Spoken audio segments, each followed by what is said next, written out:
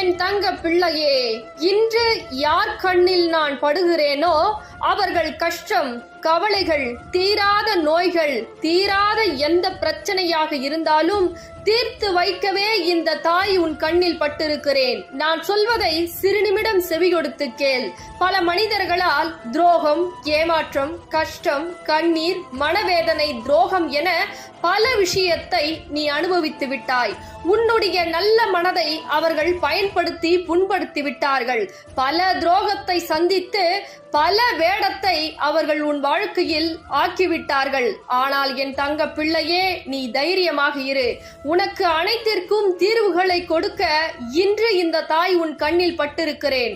என்னை பார்த்த நொடி முதல் உன் கஷ்டம், கவலைகள் அனைத்தையும் விரட்டி அடித்துவிட்டு உன் வாழ்க்கையில் எந்த நேரத்தில் என்னை பார்த்தாயோ அந்த நேரத்தில் இருந்து நல்ல நேரம் தொடங்கிவிட்டது. அதனால் தைரியமாக இரு.